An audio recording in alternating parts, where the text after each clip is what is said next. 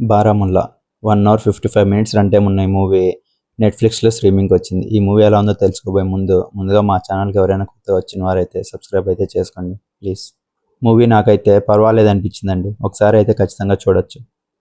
Story line ఏంటంటే, కాశ్మీర్లో ఉన్న ఒక ఊరిలో చిన్నపిల్లలు కిడ్నాప్ అవుతూ ఉంటారు. కిడ్నాపర్స్ని పట్టుకోవడానికి మన హీరో డిఎస్పీగా అక్కడికి ట్రాన్స్ఫర్ అయ్యి వస్తారు. అదే టైంలో దయ్యం వలన తన ఇంట్లో ఫ్యామిలీ మెంబర్స్ సఫర్ అవుతూ ఉంటారు. అసలు ఆ దయ్యంకున్న బ్యాక్ స్టోరీ ఏంటి, ఆ దయ్యానికి కిడ్నాపర్స్కి ఉన్న సంబంధం ఏంటి, మన హీరో కిడ్నాపర్స్ని పట్టుకున్నాడా లేదా అనేదే మిగతా స్టోరీ. ప్లస్ పాయింట్స్: ఫస్ట్ ఒక హాఫ్ అన్ అవర్ ఓపిక్గా చూస్తే రిమైనింగ్ 1.5 hour మూవీ ఎంగేజింగ్గానే నడుస్తుంది. మూవీలో విజువల్స్ చాలా హైలైట్ అని చెప్పాలి. నైట్ టైం దయ్యంతో వచ్చే సీన్లు భయపెట్టాయని చెప్పొచ్చు. ప్రీ క్లైమాక్స్లో పండితుల గురించి చూపించిన ఫ్లాష్ బ్యాక్ కూడా చాలా బాగుంది. బ్యాక్గ్రౌండ్ మ్యూజిక్ చాలా బాగుంది. సినిమాటోగ్రఫీ బాగుంది.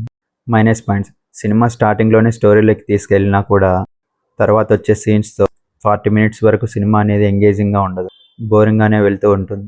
పోలీస్ ఇన్వెస్టిగేషన్ సీన్స్ ఒక్కటి కూడా ఆకట్టుకో. ఫైనల్ వర్డిక్ట్ ఏంటంటే, ఫస్ట్ 40 minutes ఎంగేజ్ చేయకపోయినా తర్వాత వచ్చే స్కేరింగ్ మూమెంట్స్తో ఎంగేజింగ్గానే నడుస్తుంది. ఎలాగో ఓటీటీయే కాబట్టి ఖచ్చితంగా ఒకసారి అయితే ట్రై చేయొచ్చు అనిపించింది. హారర్ అండ్ థ్రిల్లర్ మూవీస్ ఇష్టపడే వాళ్ళకి ఖచ్చితంగా అయితే నచ్చుతుంది.